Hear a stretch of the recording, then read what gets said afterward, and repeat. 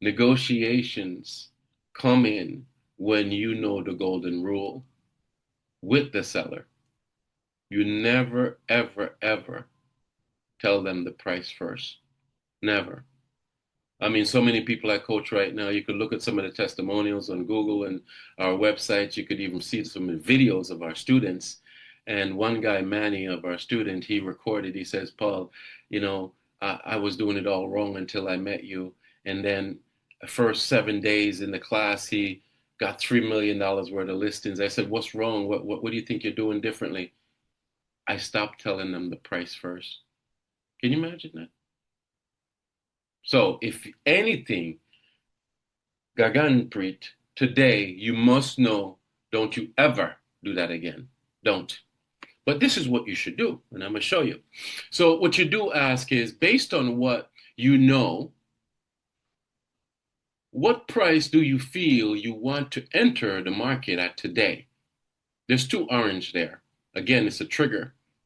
So you're just basically talking with them, and I would say to them, so what do you feel that you wanted to enter the market, based on what you know and what's going on? I'm trying to find out what do they know?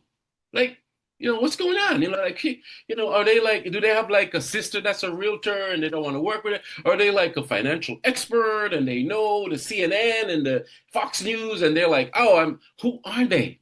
I need to know who I'm working with.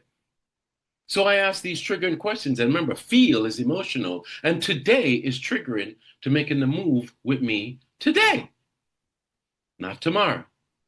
So all these are important, but I cannot go deep into it right now because we're not coaching for a session with learning styles or anything of that sort of how you guys would learn and your ability to sell someone. So we're not talking about that. But pay attention. Those orange letters, feel and today. The next thing in the negotiations is, what will this do for you?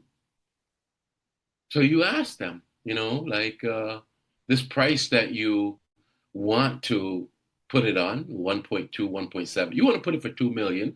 Okay. Don't, be smart here. Remember, don't challenge your client. The customer is always right. And you're going to see the value of this in a minute. Just bear with me, okay?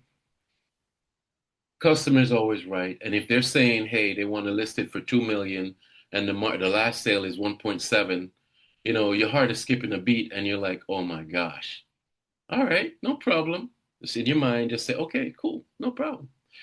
What will this do for you is the next question. Okay, you want to sell it for 2 million, so what will this do for you? That's another reason why you want to find and know their motivation.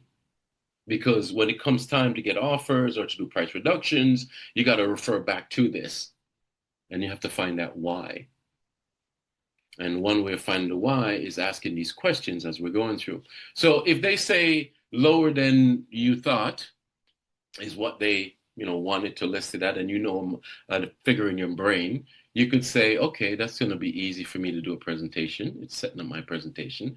Or if they say, well, a higher, then you better take a deep breath, drink your coffee, and get ready to build your rapport even more. This is a temperature check for me.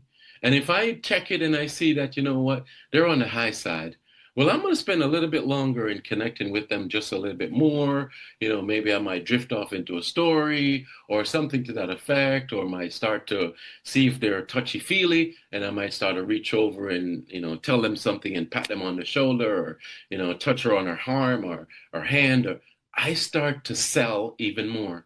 All of this is in the dynamics of true salesmanship.